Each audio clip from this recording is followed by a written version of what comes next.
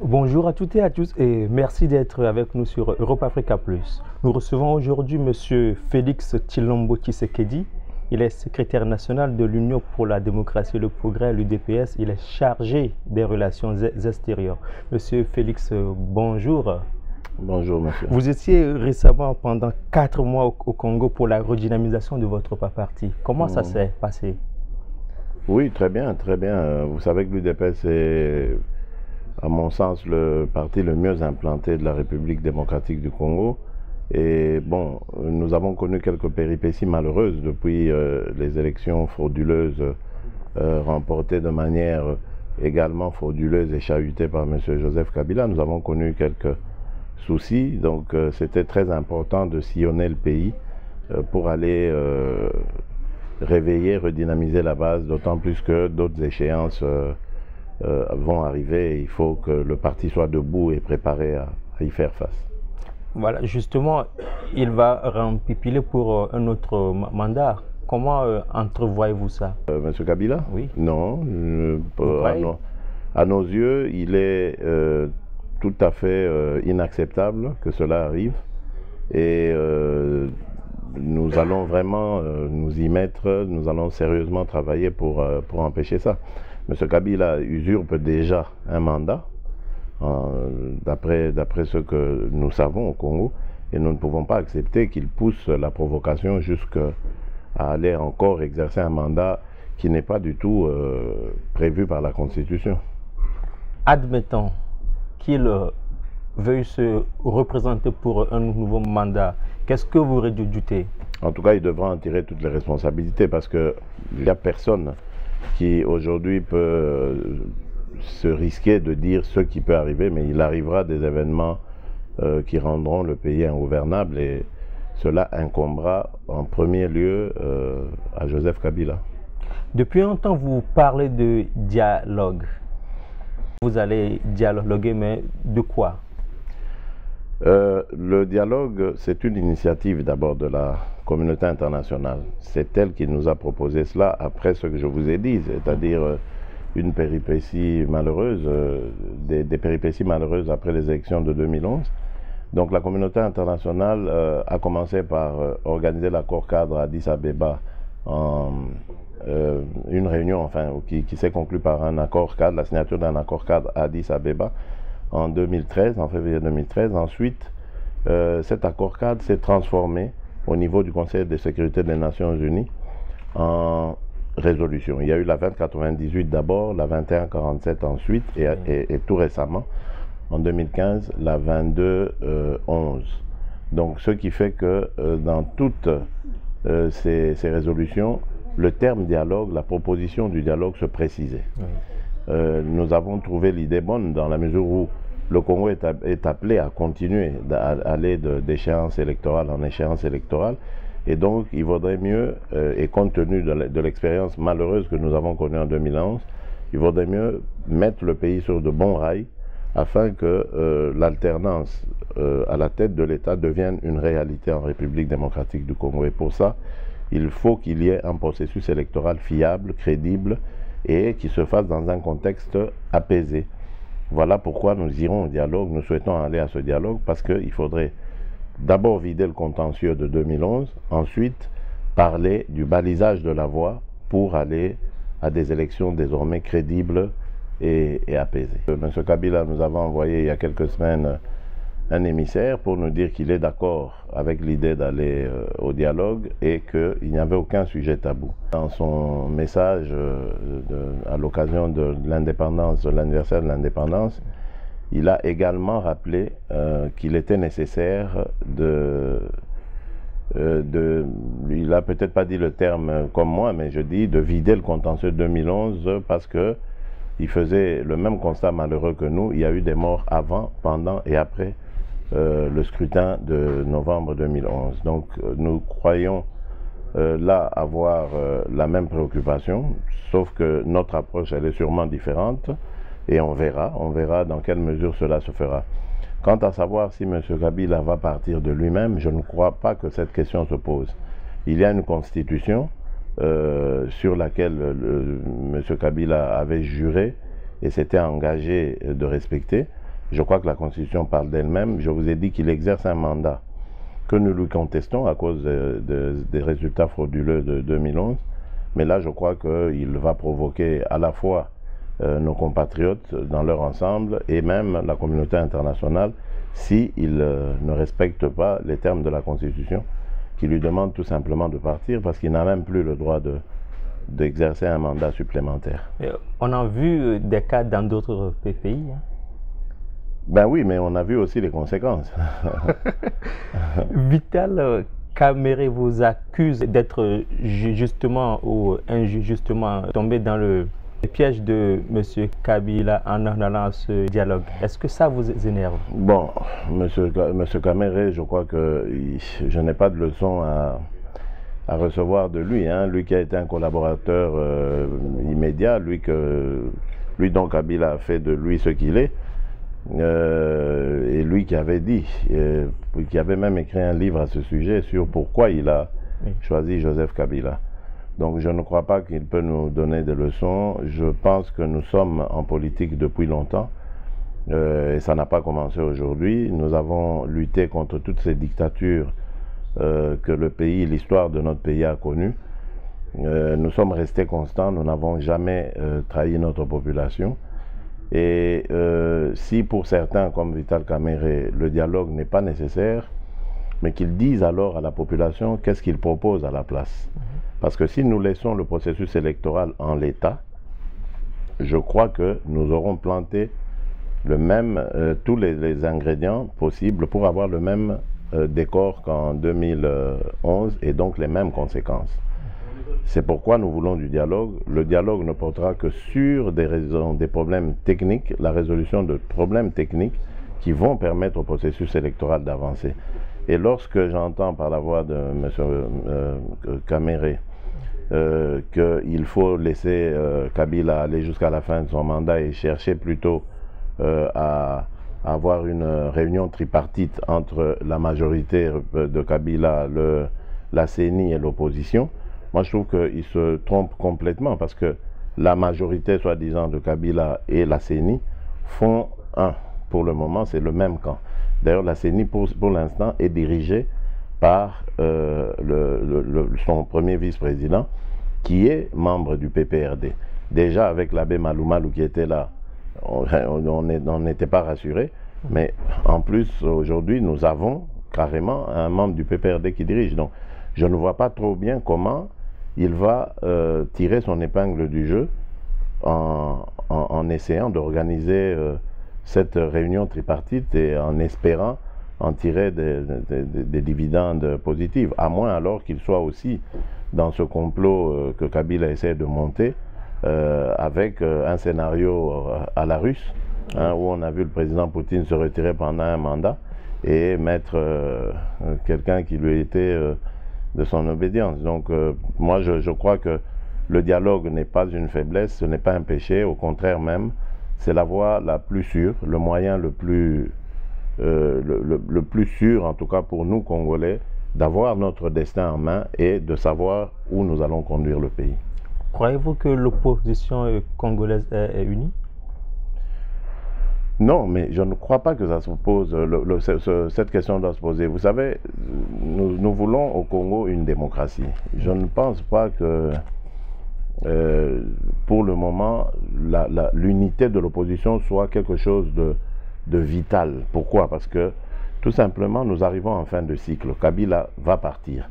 Ça se serait compris si jamais, si par exemple, on avait Kabila qui devait de nouveau se représenter pour un mandat, là, l'unité de l'opposition aurait été nécessaire. Mais aujourd'hui, que Kabila va de toutes les manières devoir quitter la scène politique, pourquoi est-ce que l'opposition devrait se réunir? Au contraire, à mon avis, il faut laisser libre cours à la démocratie, que les gens, les Congolaises et les Congolais s'expriment librement, mais le tout dans un contexte très bien défini, sécurisé et crédibilisé grâce à un processus électoral qui va rassurer tout le monde.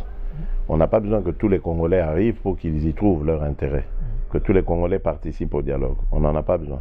Il y aura quelques Congolais qui vont y aller qui vont se retrouver, mais qui vont parler au nom de tous les Congolais, de tous les électeurs congolais et de tous les candidats à des postes politiques au Congo. Donc voilà.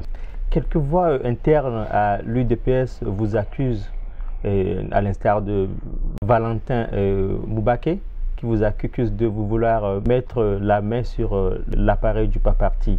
Quand on est un homme sensé, un homme qui a vraiment sa tête sur les épaules, quand on porte des accusations, on apporte des preuves. Parce que depuis que justement j'ai entrepris avec des amis qui ont bien voulu participer à cette tournée, donc de sillonner la République au fur et à mesure que les moyens se présentaient pour redynamiser le parti, parce que les images sont là, mes discours sont là pour le prouver. Je n'allais pas parler de moi-même, j'allais pour redynamiser le parti. Alors si c'est cela, mettre la main, faire main basse sur le parti, bon, tant mieux.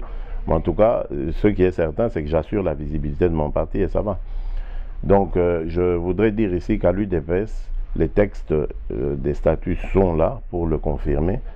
On accède à la présidence que lorsqu'un congrès du parti s'est réuni, qu'il a enregistré les candidatures de ceux qui voudraient postuler à cette fonction. Tout ce qu'on dit est totalement faux. C'est de la jalousie, simplement mal placée. Ils pensent, pour la plupart de ses amis, que le fait d'entreprendre ces actions les met eux en difficulté. Mais je vous l'ai dit, c'est interdit à personne. Et même, puisque vous m'avez cité M. Moubaké, lui aussi a fait les mêmes tournées que moi à une certaine époque, en 2004. Et alors qu'il n'avait aucune fonction au parti, aucune. Il était un conseiller officieux du président. Et il a fait ça. Ça n'avait gêné personne. Pourquoi est-ce que quand Félix le fait, c'est directement des intentions mal placées? C'était quand la dernière fois que vous avez discuté avec Albert Moleka? Oh, je ne sais plus, il y a très longtemps. Hein. Entre vous, ça ne va pas? 2013. En 2013. Entre vous, ça ne va pas? Non, c'est lui qui s'est éloigné de nous. Donc c'est à lui de dire pourquoi ça ne va pas. Moi, la dernière fois, je crois que je l'ai vu, ça devait être à mon anniversaire en 2013. Je l'avais invité à mes 50 ans. Et puis, c'est fini. Je suis retourné en Europe.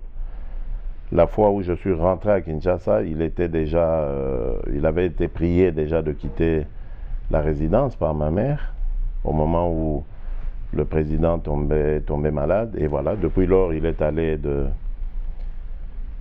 méchanceté en méchanceté, j'allais dire, et voilà, on en est là. Qu'est-ce qui s'était passé?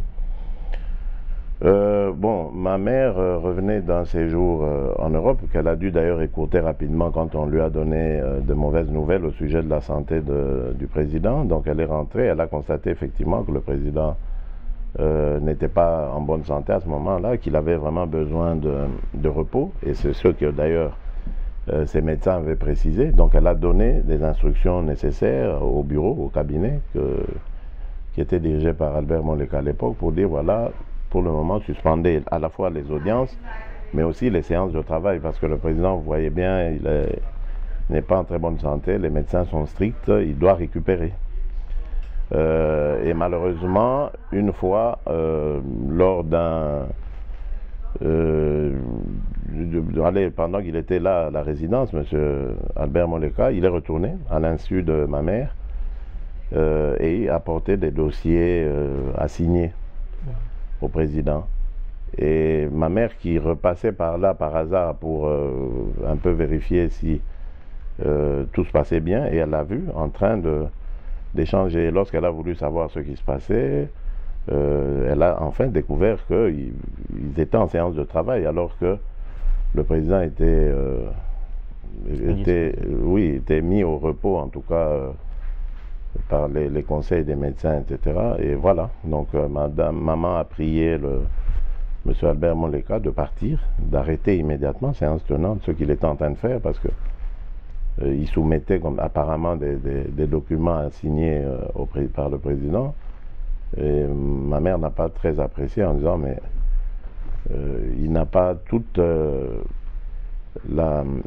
comment je veux dire, la disponibilité pour pouvoir faire ça, c'est pas bien. Il risquerait de commettre des erreurs dans les choix ou les décisions que vous lui proposez. Donc, arrêtez s'il vous plaît, et je vous prierai désormais de travailler à la permanence du parti, au siège du parti, étant donné qu'ici, l'accès ne serait plus possible pour venir travailler avec le président. Et il a mal pris, il est parti, et depuis lors, il s'est perdu en conjecture. Il a fait beaucoup de déclarations à l'emporte-pièce, jusqu'à aller même s'en prendre au président lui-même, son chef.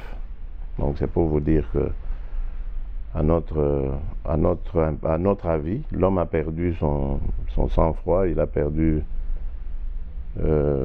son bon sens, et voilà, donc il faut le laisser continuer comme il fait. Et il est toujours est-il toujours membre de l'UDPS? Non, parce qu'il a quitté l'UDPS tambour battant, hein. Je crois qu'il a fait des déclarations, en tout cas moi j'en ai vu dans les médias, où il disait qu'il partait, il quittait l'UDPS. Il a quitté l'UDPS, en tout cas l'UDPS dirigé par Étienne Tshisekedi, parce que maintenant j'apprends qu'il a rejoint l'UDPS qui était dans la fameuse majorité présidentielle, donc le fameux camp Kabila. Donc il a rejoint cette UDPS là. Écoutez, nous sommes en démocratie, chacun fait ce qu'il veut. C'est ça. Et depuis quand avez-vous échangé pour la dernière fois avec M. Kabila? Oh, Kabila, je ne l'ai jamais vu, moi. Ah ouais? Jamais? Kabila Joseph? Oui. Jamais. Ni même le précédent, Kabila Laurent, jamais. Nous ne nous sommes jamais vus. Jamais. Oui. Sûr? Oui, certain. Je sais que on m'a prêté plusieurs fois des choses pareilles, des rencontres avec Kabila. À mon avis, ça n'existe que dans l'imagination de ceux qui les balancent. Je n'ai jamais rencontré Joseph Kabila. Il n'en a jamais fait la demande d'ailleurs, d'une part, et moi non plus, d'autre part, donc jamais. Nous ne nous sommes jamais vus, jamais. Et je crois même que nous ne nous sommes jamais croisés. Donc je ne l'ai jamais vu en chair et en os comme ça, en réalité. Et lui aussi, je suppose, parce que sinon je l'aurais su s'il était quelque part autour de moi. Donc non, jamais. On ne s'est jamais vu. La première fois que vous allez vous voir, ce serait lors des dialogues? La première fois que je le rencontrerai, s'il vient au dialogue, et si moi aussi j'y suis délégué par mon parti, ce sera là, oui. Moi, j'aimerais dire que, bon, il y a eu une rumeur qui a couru sur une éventuelle entente ou un éventuel accord qu'on aurait conclu avec M. Kabila ou son camp, faisant de moi le futur Premier ministre et allant avec lui dans une coalition qui va lui permettre d'avoir le glissement et donc de se maintenir au pouvoir. Le seul que j'ai rencontré pour parler politique de ses collaborateurs, c'est celui qui est venu il y a quelques semaines, le patron des services de renseignement, M. Kalev, et qui est venu nous parler de l'accord de Kabila pour aller à un dialogue. Donc, il a voulu connaître les termes de référence qui étaient les nôtres et aussi le format que nous souhaitions, etc. Pour le reste, et nous, d'ailleurs, on lui a parlé des prisonniers politiques qu'il devait libérer, etc. Donc, pour le reste, on n'a pas du tout évoqué quoi que ce soit. Donc, je ne suis pas candidat Premier ministre dans un gouvernement de coalition avec M. Kabila et je ne le souhaite pas non plus. Pour moi, M. Kabila doit partir à l'échéance prévue par la Constitution et s'il désigne un dauphin, tant mieux pour lui, mais que tout se fasse dans le respect du processus démocratique et de la Constitution. Voilà, c'est ce que je voulais rajouter. Mesdames et messieurs, merci de nous avoir suivis et à très bientôt sur Europe Africa Plus.